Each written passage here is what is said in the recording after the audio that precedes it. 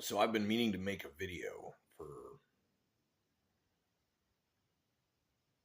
I don't know, a week or two now, almost week and a half. And I've attempted a couple, really didn't work. And so I've been waiting. And given the title of the video, um, it was something that needed to be done, something that needed to be said. And I guess in the description of the video, you will find a link to a playlist. So the whole thing happened, and I've been spending my time processing what happened. And I've definitely witnessed a miracle. Something happening that was just completely out of the ordinary. And it's left me with a nice, deep serenity. And things around me, circumstances, events, outcomes are at an appropriate place where it's not too much too fast and it's not enough. But it's a kind of just right that is an ongoing thing, that it's not a satisfaction just right.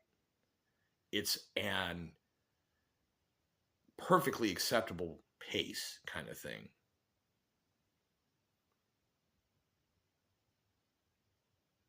So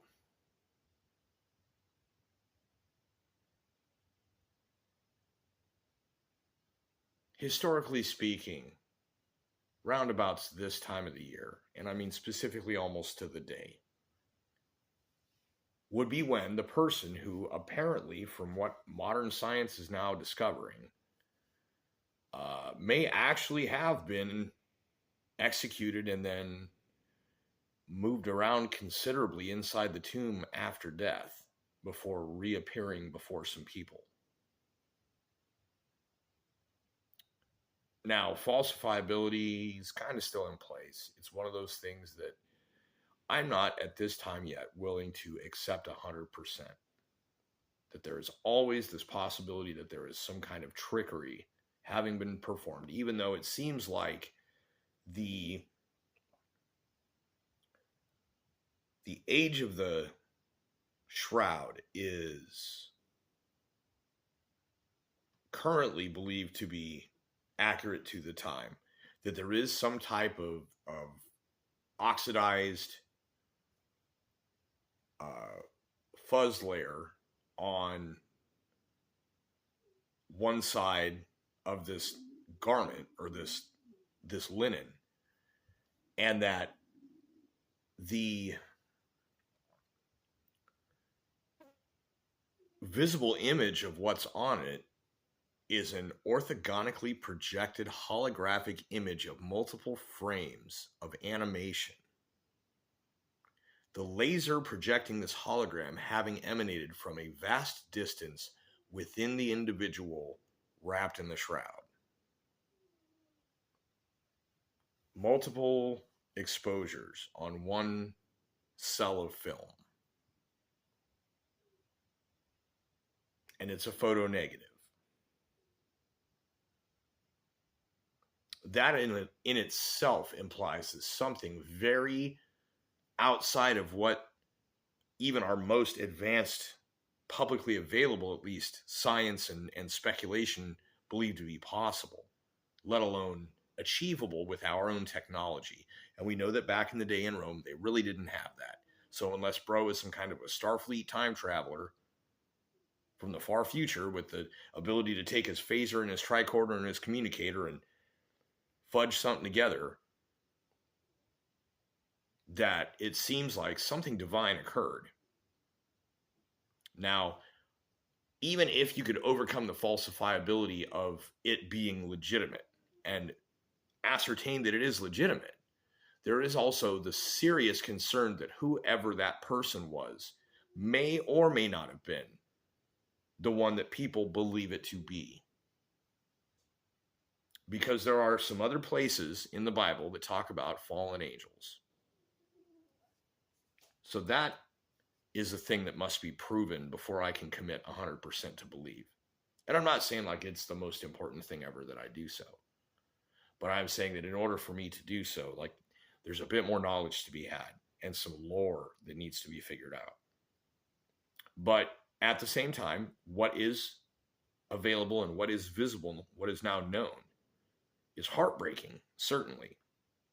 There was a proper burial done in a Jewish tradition for this individual, and the signs of the torture that was endured beforehand are very present.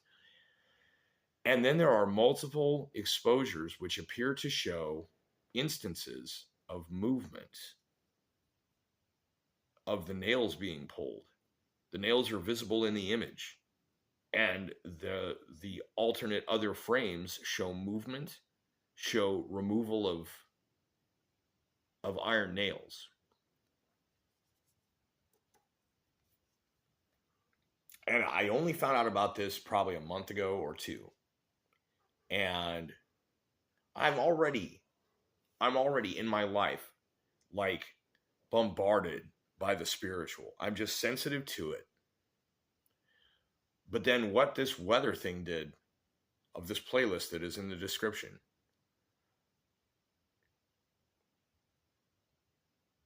I did not cause it. I believe it may have just as easily drawn out the shape of our county, which is kind of weird if you think about it. But also,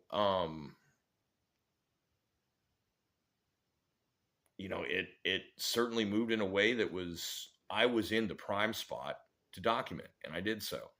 And even in my mind, in the tiniest little still small voice in the back knew that it was to be documented.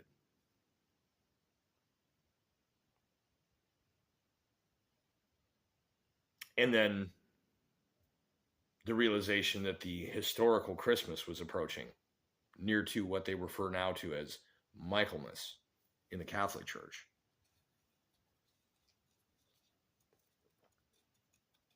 Feasts of the Archangels. So I don't know what it is, if there's an entity present, if I witnessed a birth because of that other small cloud that kind of calved from the other. The burst of lightning to it, the glow from within.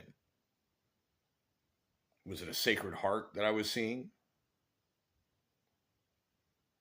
And even now as I'm recording this, so I'm not going to bother going out to try and document to show it.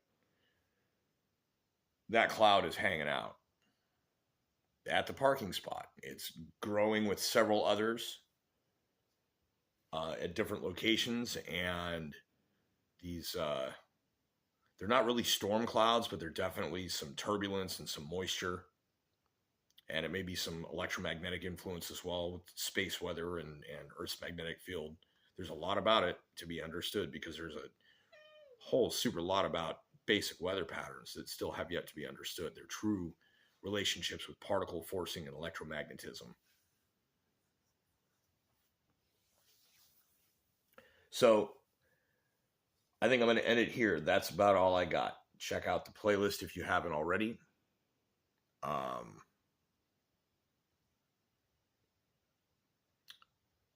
I go about my life and I do my thing and I work to survive. And as long as things are good, I, have the ability to gaze at beauty and document that, which I'm attempting to do. That's why I do all the weather stuff. That's why I do all the nature walks.